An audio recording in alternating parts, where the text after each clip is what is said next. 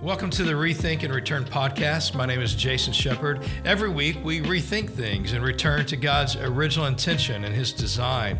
We generally do 2 recordings a week. One, we revisit a passage of Scripture that thousands of people are studying together in a Sunday gathering or in a house church, and we're just going to dig more deeply into these things that we didn't get to talk about enough or want to talk about more that we're wrestling with.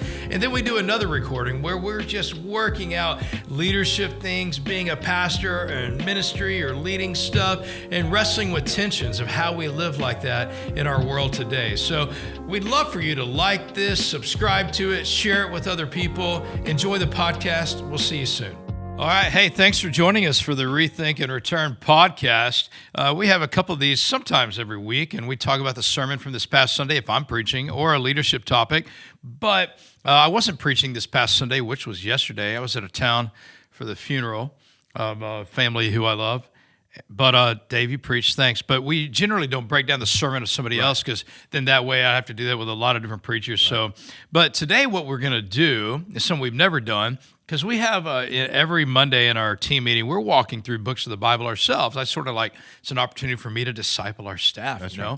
But today we had a monthly kind of all-team kind of meeting, and we talked about a topic, and I thought it was a good idea that you're like, well, let's just do that today. Yeah. Because I really hate to go weeks without having one of these podcasts, and talk about it, just because I'm enjoying it and a few other people are. They are. I don't know how people many. People love it, yeah. But anyway, we're going to go Wild West today and just sort of like, it's not like a sermon. We're not breaking it down. We're just going to walk through the passage that I walked through with our staff today, we all walked through together and had some good conversations. So thanks for doing it. Glad to do it. And I think what we discovered today when you did this with the staff was that a lot of people needed this. I think this is why we're doing this today. That's right. Because a lot of people are in places that they didn't choose and facing things they didn't think they'd have to face right now.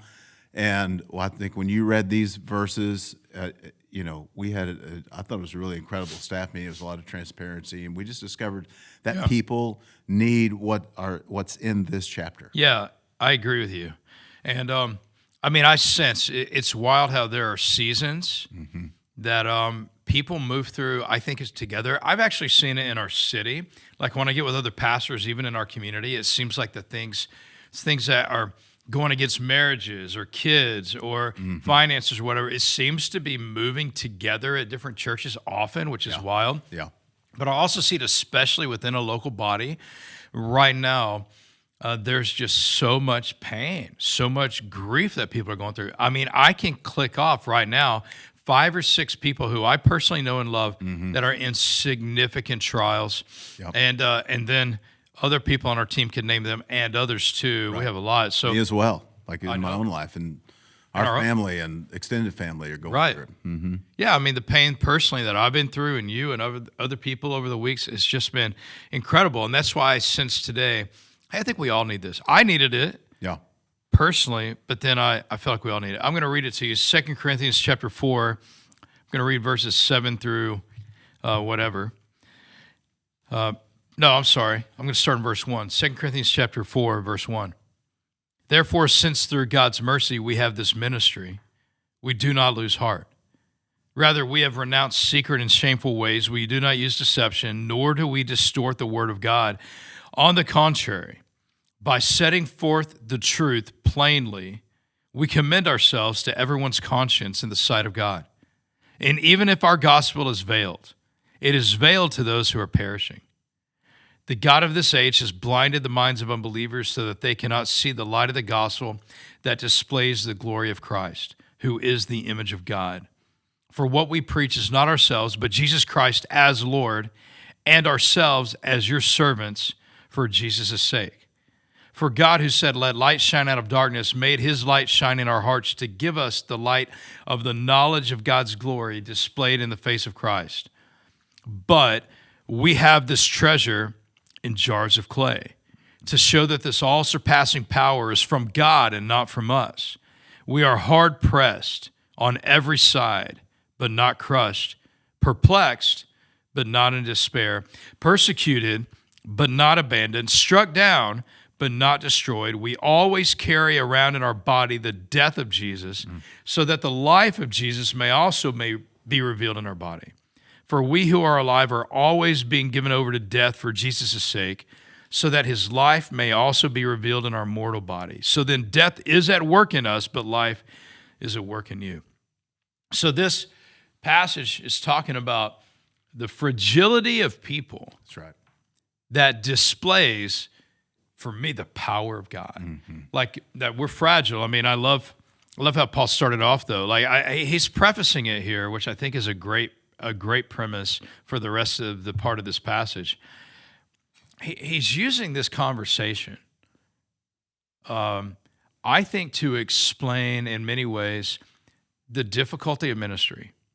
So the package of this, his perspective is ministry. He said we have this ministry through God's mercy, and then he talks about the ministry, like the consequence of it. So he's like, right. God's given us a ministry. Yep. Here's the ministry. I'm perplexed. I'm hard pressed. Right.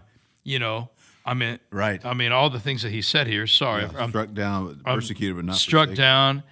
I'm perplexed. I'm persecuted. Like, I mean, Paul was saying, you want to get in ministry?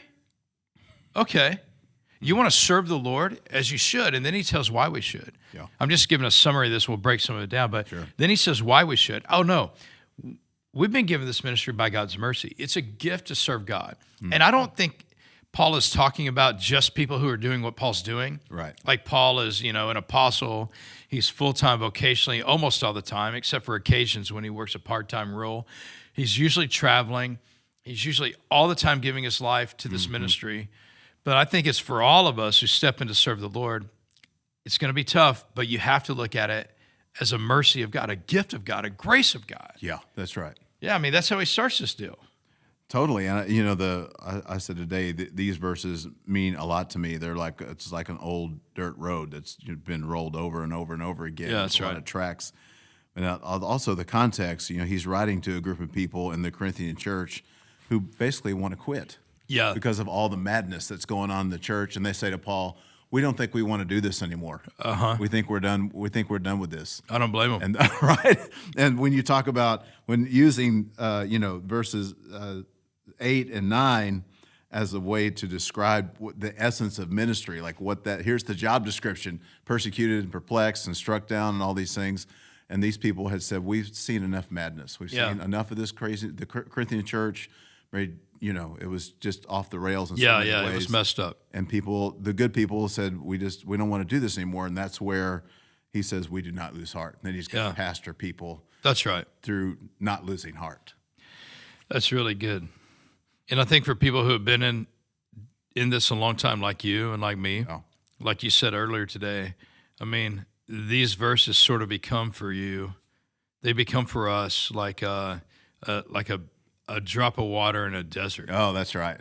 That's right. You got to drink from it, and I think it's good that you are reading these verses because you need to drink this stuff in slow, and let it get down into your soul. Like I said today, my greatest battle on the road was discouragement. Yeah, and it was these verses that brought me through. Yeah, so. I think, we should just start like at verse 1, and you're talking about receiving this ministry, and he says, we do not lose heart. And how do you know when you've lost heart?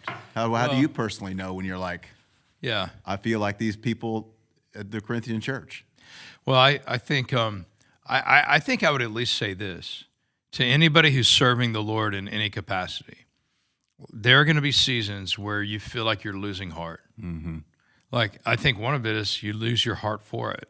Mm-hmm. I mean, very literally, in the emotional sense, like, I've lost my heart for this. Wow. Like, I don't have passion for this anymore. I don't have a desire to do this anymore. I've definitely been in seasons where I'm like, I don't want to do this. I think this is a very important statement that I'm about to say. I mean, I haven't wordsmithed it, but I think it's really important.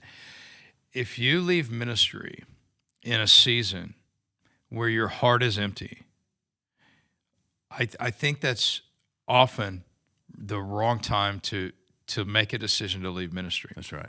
I think it's the right time to get help, get rest, get healed. Mm-hmm. But I do believe I've known people who needed to start resting better or have better people around them to hold their arms up, or put up different boundaries or have better rhythms. Yeah. You know what I'm saying? Like I had to learn. I'm still learning, but I've learned a lot since I'm 51 now. I hope I've learned a lot that I needed to get some of these things in my life over the years to get healthier and stay healthy. Yeah. But if I would have quit when I felt like, man, I've lost heart for this, I would have quit 20 times, and I would have quit a long time ago. Mm-hmm. I would have left serving the Lord. And I know people, vocational or just lay people. Let's just use these common words, though we have disagreements that anybody should be using them at all. Right. I know people who used to serve the Lord in their local church, and they lost heart, and they're done. Yeah. And they get bitter at the church or bitter at the Lord, or they're just apathetic or agnostic about anything that has to do with God. And I'm like, man, we read these verses and we should go, oh, this is what I should expect. I think it's really naive and really early in our faith. It's the other word for that would be immature in our faith, to expect that serving the Lord is going to come with any amount of ease. Right. I mean, I rarely feel ease. I feel a lot of these things. Mm-hmm. And I know people that are serving in our church, whether they're house church pastors or they host a house church in their home, or they're discipling people, individuals or multiple individuals, or they're leading a ministry to serve the poor or whatever they do. I don't know people who, they don't have moments where they've lost some heart for it. Yeah. You know? Yeah. I agree. I mean, I think I always knew when I hit that wall. I had a youth pastor tell me one time, he said, the way that you know you're burnt out is when you walk into a church and you look at all the people and go, these people. He was like, when you've lost your love for the room, you're losing heart. That's right. You know? That's a good sign. And so I think that's important. Like you just lose heart for it. And then I also think part of this is in that season, it's always too soon to quit. I mean, you're right. People quit because of an emotion, or burnout is something you can recover from. Mm-hmm. You can rest, you can set up boundaries, but if you recover without putting those things in place, I mean, if you quit without putting those things in place, then you quit at the wrong time. Mm-hmm. I agree. You're going to miss whatever God has next for you. You know? Yeah, and I do think the first part of this verse 1, therefore, since through God's mercy we have this ministry, we do not lose heart. If you don't see the ministry that God's given you as a mercy of God, it's like it's a gift of His. Yes, right. Like, I mean, this is very hard. And by the way, I mean, all of life is hard. I get tired of pastors whining, complaining. I'm like, go to lunch and coffee with more people from your church, and their job is hard too. That's right. Everybody's life is hard. There are some uniquenesses to ministry, though. That's why I think we do understand that. And so, but even an engineer today who's going to lead a house church this week, he's got hard stuff too. That's right. So we all have hard stuff. But if we stop looking at this ministry that God's invited us into, here's how we juxtapose it. Go find somebody who doesn't know what to do with their life. They have no purpose. They have no meaning. They're not touching anything beyond this world. Mm-hmm. They're just existing. They're looking for pleasure. They're looking to pass the time. You know, you can only play so much golf. You can only travel so much. You can only get in your RV and go around the nation enough or fly to enough. I mean, at some point you're like, I need some purpose. Yeah. And God, He's got that covered for us. Yeah. When He saved us, He gave us His Spirit. His Spirit gave us spiritual gifts, and He invited us into the mission. The body of Jesus has a mission, and it's the ministry. Our ministry is how we join that mission. And if we stop looking at being invited into the work of God as a gift from God, that's what Paul said. Therefore, since through God's mercy we have this ministry, we don't lose heart. If we stop looking at this and go, God, thank you, it's a gift. It's hard. Paul's going to talk about how hard it is. Mm-hmm. Yeah, it's tough, but thank you that you invited me to do something, to join the work of God in this world. That's right. Yeah, and then we leave ministry. We leave serving God. We leave joining His mission. I mean, what kind of a fruitless, empty life is it to not be joining God and His work in this world? And I think some of the saddest people that we know are people that once their purpose were the things of God, and then they quit. Yeah. And then you see them afterwards, and they're like, well, I'm making furniture. Yeah. You're like, that's it? That's what you're doing with your life? That's it? Or, yeah. You know, or whatever. Or having fun, or trying to have fun, or just goofing around. waiting to die. But there's a level of sadness that comes with quitting just because things get tough. It's one thing if God gives you permission to quit something. That's right. It's another thing to quit just because you've lost heart, because something's drained out of you. Mm-hmm. You can get that back. I don't think that we quit. I think that our specific calling may change at times, but I don't think we quit serving the Lord. I don't think we quit having a ministry Right. until we go to heaven. Right. I mean, I just don't think, for whatever Christian is out there, and my deal would be, look, you're perplexed, you're in despair, you're persecuted, all these things that Paul said, you're hard-pressed on every side. I'm hard-pressed on, I feel like it's coming. I break that verse down in verse 8. I'm hard-pressed on every side, meaning I feel like it's coming at me from every direction. Right. Like money and marriage and friends and health and my emotions and Right. time. Like I feel like it's coming at me from every side. Yeah. When Paul says that, I'm like, thank you, Paul, because you're not excusing us from serving the Lord just because life has gotten really, really hard. That's right. And so there have been seasons for me that I have wanted to be done with what God's called me to do here. Yeah. But here's the thing. I don't think we can quit a ministry until we die. Our calling of how we serve the Lord may change. Mm-hmm. But if God didn't call me to something else clearly, Right. then I know, hey, I can't. Yeah. Like, I can't lose heart for this. Mm-hmm. I may need to take a rest. Right. I may need to get some other good voices in my life. Yeah. Thank God I have that. Yeah. I may need to get some good rhythms. Yeah, so, all right. So Paul gets into some stuff. We don't have time to break this whole thing down. I would preach probably 2 or 3 sermons Oh, no doubt. Like out of this. It's so rich. And I think, for me, when I walk through these verses in those seasons, and you get to verse 2, we've renounced the hidden things because of shame and not walking in craftiness. Like for me, that was when you lose heart, your temptation is to go back to your old ways. Like he's telling the Corinthians, you can't go back and live like pagans. You That's can't right. Go back to all these old bad decisions. Yeah. You've got to stay for me, and when you lose heart, the fight is to get Jesus into that situation. That's You good. can't fight every fight. That's right. When you've lost heart, you can't fight everything. You can't fight finances and faith Yeah. and marriage and everything all at once. But the single fight is to get Jesus into that where you've lost heart. That's good. Into that place. That's really Haven't you found that to be true in your own life? Well, I think one of the beautiful consequences of getting crushed is it forces us into putting Jesus back as the center of it all. Yeah. So if it's coming at us from every side and we realize, man, I can't beat all of this, Yeah. I got to go, hey, what's God trying to do here? I'm in that a little bit right now. I would say there's probably Wow. 4 different angles that stuff's coming at me, and I'm a fighter, Yeah, I know. I mean, I don't mind. I don't go pick fights, but I don't mind fighting for what I believe in. Yeah.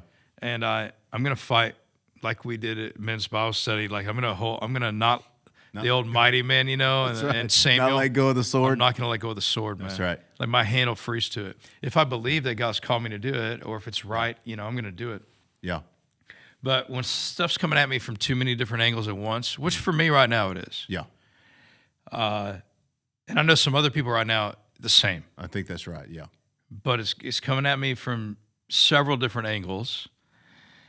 I have to go, hey, God, what are you doing here? What are you wanting to change here? Yeah. And so I think, and of course, it's going to always get back to Jesus. That's why Paul said, nor do we distort the word of God. On the contrary, we set forth the truth plainly. Mm-hmm. Like I think for me, whenever we're in the middle of this, we need to look for the plain truth of God. Wow. Like we need to get, I don't want to Paul said, I'm not going to distort the word. Right. I'm not going to take part of the word and apply it to your situation here. I'm not going to, make a caricature of something in the Bible here to make you feel better. No, I'm going to speak the truth plainly to you. And so for me, that's what I am looking for from the Lord here is, hey, I just want you to speak plainly to me. And he does. Yeah. And I want that in those moments, So for you, that's really part of the fight, is to get truth into that situation. Is it for you, is it easier to hear God in that situation, or is it more difficult? Like when you're kind of in this vortex and you have multiple things coming at you at once, do you get to a place where you're like, I'm only going to listen to God in this moment, or is it more difficult to hear him in that season? Well, I mean, sometimes God speaks through other people. He's speaking through his word. He's speaking through, different things, always in line with his word, of course. We'll qualify that. Usually though, Dave, my battle is to listen to the Lord more than my own voice, my own fears. Wow. Yeah. I mean, my first thought is the worst thought, always. My first thought. That's a good principle. Is the worst thought.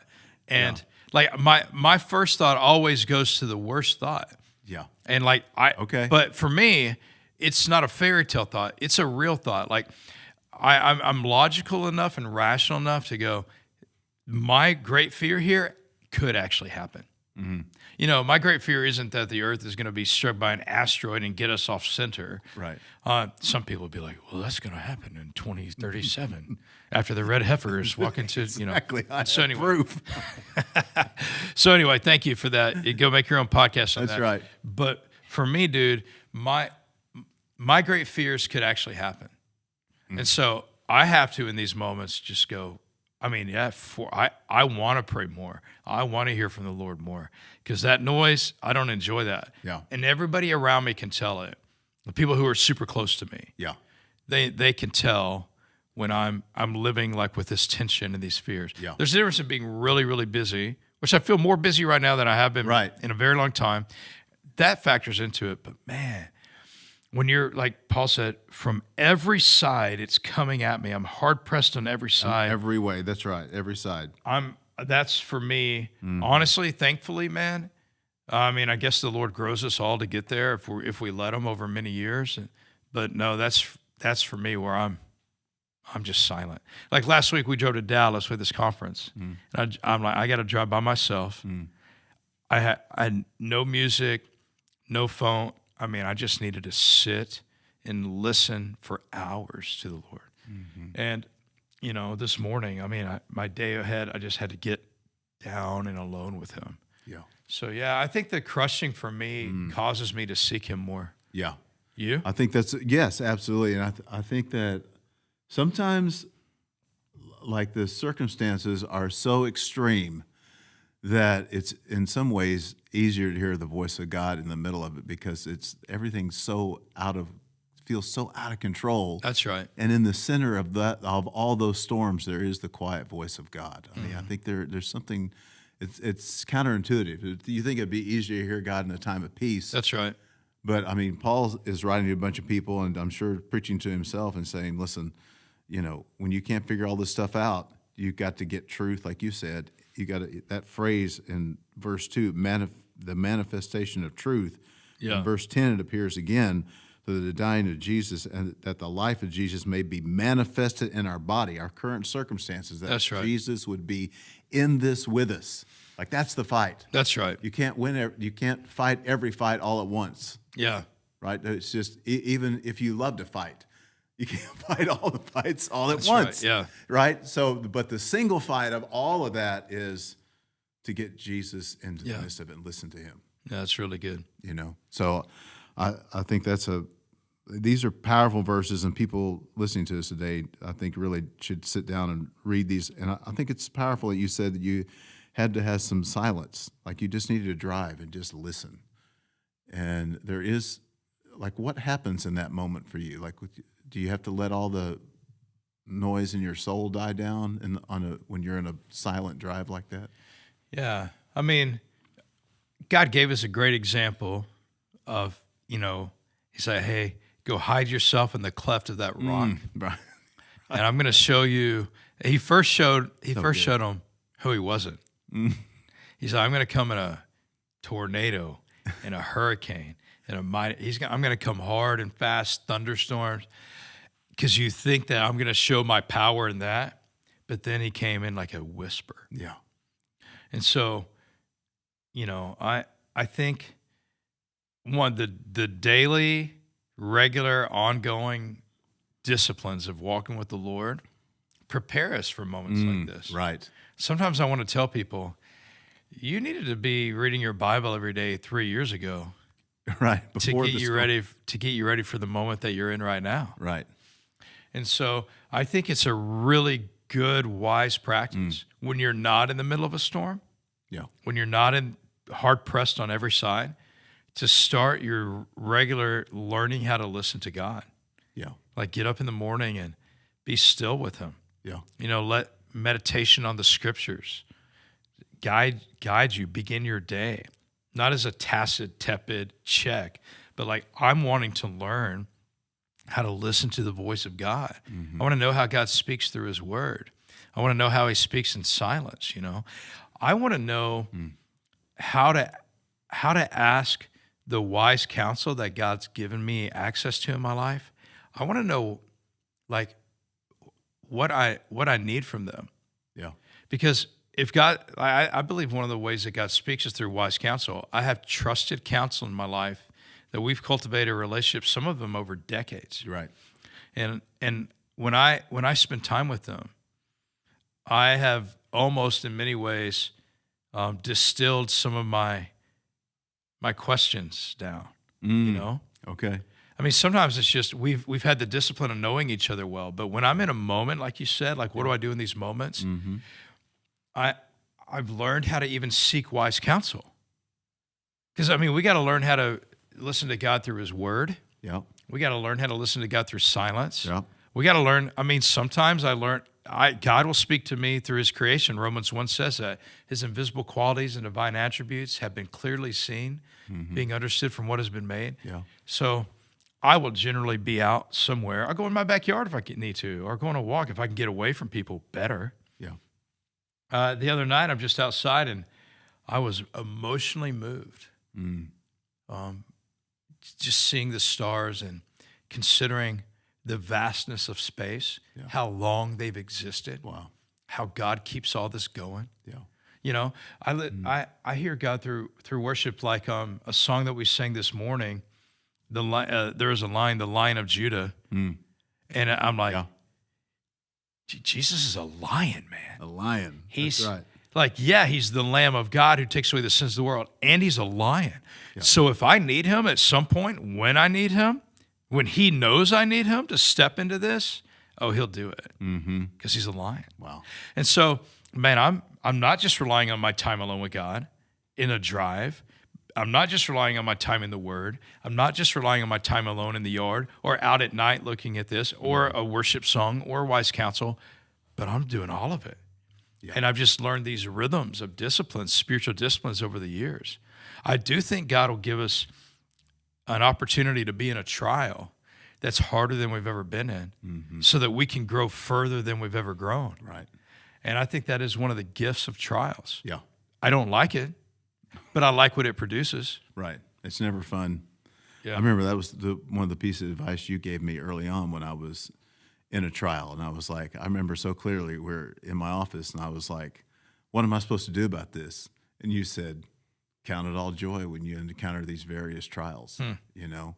I never forgot that. I think that people, maybe they lose sight of that. One of the things that losing heart does is make you lose sight. That's right. Totally. Of what you need the most, And so as we walk through these verses, like, you read through, you said, for we do not preach ourselves, but Christ, Jesus as Lord, and ourselves as your bondservants for Jesus' sake. I remember you said something this morning about, I don't want to, I'm not trying to, I want to be as authentic as I can in these moments. There was something in that verse that you highlighted about, we're not trying to come off like we got it all together all the time. Like he says, we're preaching Christ and not ourselves in verse 5. We're not preach ourselves, but Christ Jesus as Lord. Well, I think I actually got into that in the next verse as well. Verse 7, we have this treasure in jars of clay to show that this all surpassing power is from God and not us. Like Paul wasn't saying, we bring this to you in an unpenetrable container. Right. No, this container that we're coming to you with is penetrable. It's clay. Yeah, fragile. It can be cracked. Yeah. And I think it's a beautiful thing. I mean, we know right now, we know the struggles that Paul went through. Yeah. We know the things that hurt him. Not all of it, but a lot of it. Yeah. I mean, there are some things he held back and a lot of things he shared. I think there are some things people need to hold back. Some things are right for a house church. The details are, and some details aren't right. That's right. But we should all know if somebody's struggling.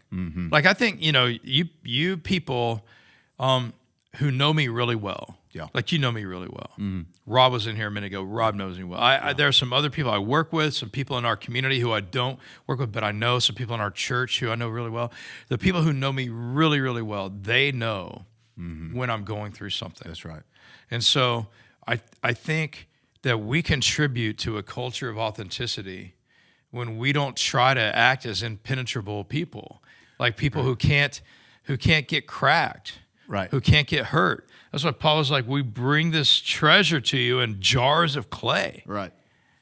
I asked our team this morning, I'm like, hey, look, I graduated high school in 1992. I was telling a story of ministry. But then I'm like, I read this verse and I'm like, how many of you were not alive in 1992? You weren't born yet. And like 2/3 of the room raised their hands. Yeah. And then we talked about the group Jars of Clay. And I'm like, how many of you have heard of Jars of Clay? And most of those people who hadn't raised their hands had never heard of them. No. I'm like, that's crazy. Astounding. And then Philip, one of our young dudes on the team, he was like, hey, during lunch you missed it, but we played out loud the Jars of Clay. That's right. That was funny, dude. Yeah, I think Wes put the album on and let it play. Good job, Wes. Thanks, man. Like this was Christian music when Jesus was still in it. Right? This is so good. That's why it's so good. That's right. It was so good. Yeah, I told him, I'm like, you guys missed 80s and 90s music. Oh, it was so good. Yeah, that's the real stuff back then.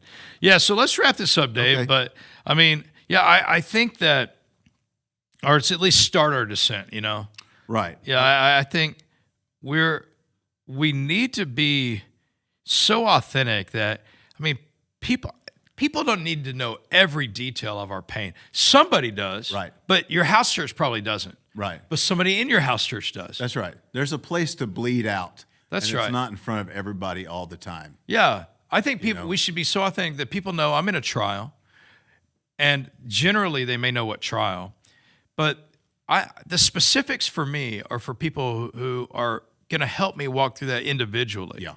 But the specifics generally aren't for a large group. I think that's super wise counsel because I think a lot of people get in a trial and they talk to everybody that'll listen to them. They cash in all their equity to spill all their trials, and then what it ends up doing is people like, I don't want to hear that anymore. And this is why you got to have a tight group of people. That's right. That you can drop that guard and say, here's where this really is at. Here's what's really going on to me, and let those people. Not everyone is meant to speak in to our battles. When somebody, I agree. When somebody is sharing all the details of their pain, often and with everyone, I know a couple of things. One, they haven't cultivated great relationships before this moment. And two, they're desperate because they're looking for all of their help from somebody. And so for me, when I'm going through my toughest times, I bring in a few people that I have for a long time that's my wise counsel. That know me the best. They know everything about me. I sort of circle the wagons with those people. But like Paul said here, we don't know what he was going through, but we do know it was coming at him from every side. Yeah, that's right. And he's like, but I'm going to come to you. I'm going to come to you as a fragile human being here so that I'm going to keep doing ministry among you. Yeah. But you're going to know that's not because that dude's so strong. Right. It's because of the Lord. I mean, that's why I love verse 7. We have this treasure in jars of clay to show. To show who? God? No. Yeah. To show you, the people in this local church. We have this treasure in jars of clay to show that this all-surpassing power is from God and not from us. That's right. Like, I literally don't have the power to keep doing what I'm doing. Mm-hmm. I don't have the heart to do it. Mm-hmm. I don't have the power to do it. And so when seasons are hard, it's good for people around me to know God is the one who's sustaining him. Yeah. That's why this all-surpassing power is from God. It's not from us. Yeah. That's where I think pastors fail, because they try to act like they're so strong and able all the time. Right. And I'm like, bro, you're setting yourself up for failure, because at some point you're going to get it from every side, and it's going to overpower you. Yeah. And if you've tried to be the all-powerful person who doesn't have any weaknesses, you're gonna crash. I think that's why a lot of pastors crash. I think so. And the other side of this verse for me is that, he says, we have this treasure in earthen vessels. That means the best of us and the worst of us. So imagine for a moment he's writing to the people that don't want to quit, that do want to quit, that are good people. And he's also writing to the people in the church that have been the cause of a lot of it. And he says, we hold this treasure in earthen vessels. And whatever is in us is what leaks out through those cracks. Mm-hmm. If we are submitted to the Lord and seeking him, what leaks out through the weaknesses is the glory of God.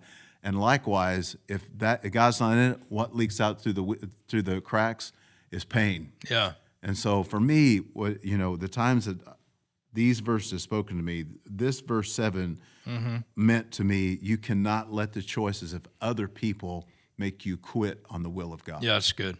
Right?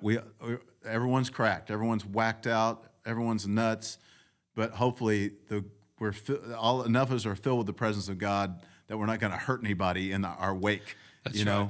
But I just want to say, if people are making you lose heart, you cannot let the choices of other people make you quit on what God's called you to do. Oh, that's really good, Dave. You have to if people leave you, if people don't see the vision anymore, or for whatever, right? You can't let that be the reason. That I always say that you pull the cord and you're like, I'm out. You can't let other people be the reason that you go, I'm going to quit on my call. Yeah, Dave, I know people needed to hear that today. That's really good. Yeah. I mean, Paul did say, God gave us this ministry. That's and right. there are people who may, if you're like in ministry out there, if you're serving the Lord however you are, especially though if you're leading something, and especially if you started something, there are people who, for a while, they'll share in that ministry with you. Yeah. But they may be called to another ministry, or they may quit when they shouldn't have, or their vision for it is different, but God gave you that vision. And so I understand that there are people who maybe they'll come here for a while and then leave. I don't think they're bad people. No. Now, some people leave badly and some people leave well. But, for me, my job, Paul said it, through God's mercy, we have this ministry. God called me to this ministry. That's right. Not this person who no longer believes in it.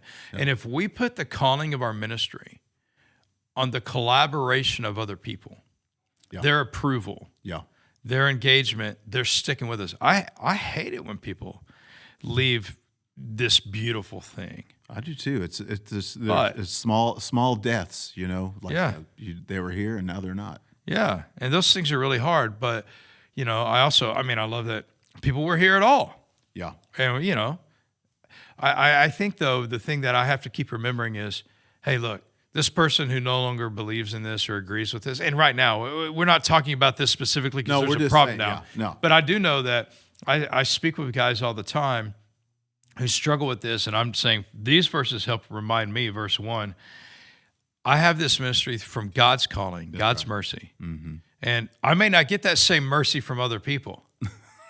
Right, that's right.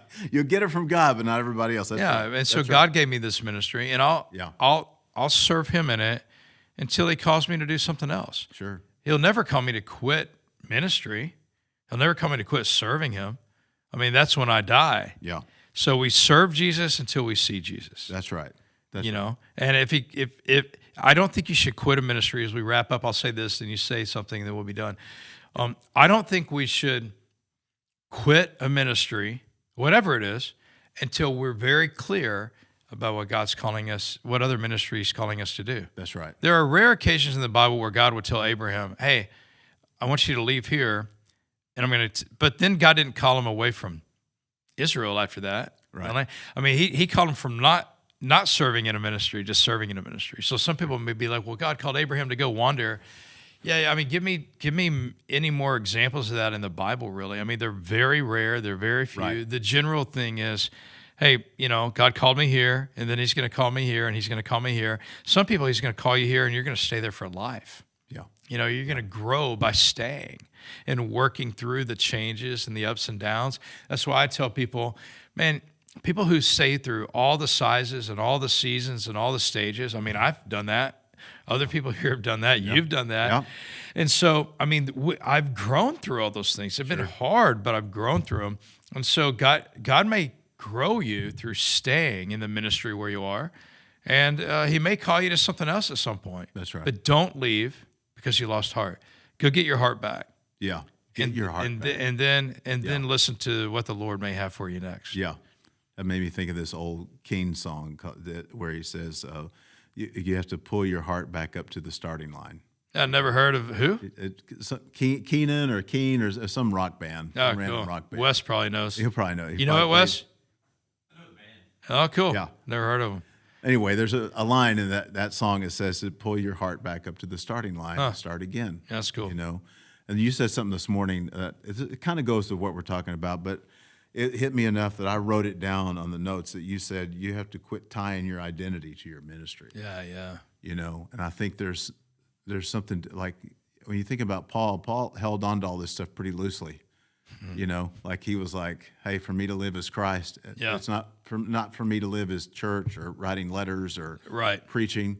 It was Christ. Yeah. And I think part of getting your heart back is you got to get back to Jesus. That's right. right. Get back. Yeah. I always, and maybe this is where, we start to land the plane, but in this whole chapter, Paul pastors these people back to saying everything that's happening is so that the glory of God can be made known. Mm-hmm.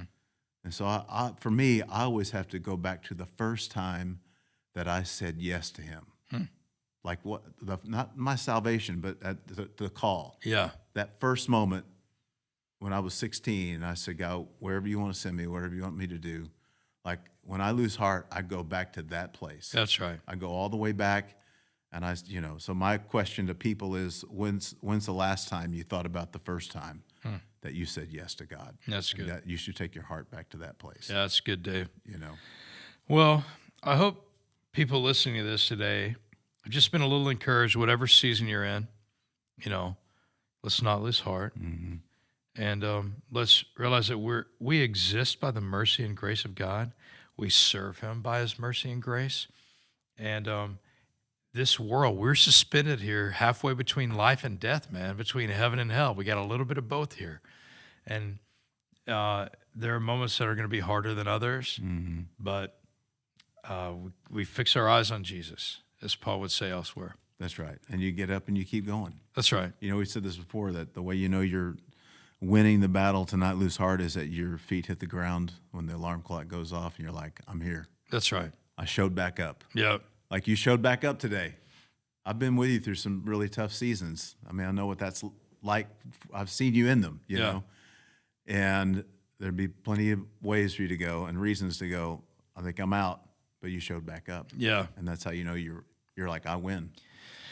Discouragement loses. No, that's good. And it's good to walk with people through many seasons. I'm grateful to have you and so many others to walk through tough seasons with. Mm-hmm. And then also so many beautiful things are happening too. But we've had significant deaths of people close to us, sicknesses of people in our church who we are praying for and begging God to heal. No. We've had tragedies happen recently with people that we love. I mean, we here have been through, people have made bad decisions that they're reaping the consequences of. I mean, we've just seen some tough stuff in this tight season. Yeah. And it can make you lose heart, and so we just got to remember, man, God is working among us. And I think you should say something about.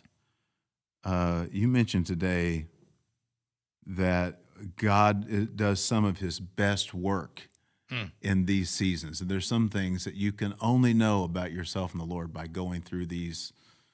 Being crushed and being pressed in. That's right. The side and all these things. And I think you should say something about that, Yeah, well, I'll look that up. And I have tried to end this podcast now like 4 times, so I'll do it after this. But I think it's so rich. Well, that is a good one. I said we have to have a perspective. I mean, we'll walk through a passage of Scripture together, and then every month I'll give a value, like one of our staff values that we carry around here. Yeah. And then today I broke that down. And I won't say that value today, but I'll just talk about part of how I broke it down. Yeah. I said, we have to have a perspective of what God is doing in and through the suffering of others. He is working in the middle of their suffering, likely more than He has ever in their life. We have a role to play, but we're not the main player. If we try to step in and take away suffering or play the main role, we'll do damage to the other person and to ourselves. And we talk about how we care for people and how far we go with that, But in the middle of suffering, man, I mean, God does some big work. And so, but He's present, and we need to find Him in the middle of it. Hey, man, thanks for talking about it. Anything to say finally before we go? I think you said it all, man. I think that's exact. God is at work in the midst of this. I would just say what Paul said, we've been saying all along, is don't lose heart. Yeah. Keep fighting the battle not to lose your heart. That's right. Hey, Dave, thanks for jumping in, and without any notes, let's just have a conversation about the Word together. We could do that every day. I love it. That's awesome. Yeah, it's good, man. And hey, thanks for watching this. I hope you're encouraged. This isn't exactly what we generally do, but we're talking about the Word together every week when we do this. So thanks for joining us. Share it with some people if it's helpful. If it's not helpful, stop watching and spend your time. Steward it better than watching something that's not helping you. But if it's helpful, subscribe to it, like it, share it with other people. That's how people find out about it. You're great. You are loved. See you soon. Thanks for spending time with us today on the Rethink and Return podcast. Here's all we ask from you. Will you subscribe to this, share this, let other people know about it? That'll help us get the message out. Share this content with other people if it's helpful to you. We're grateful for you. See you soon.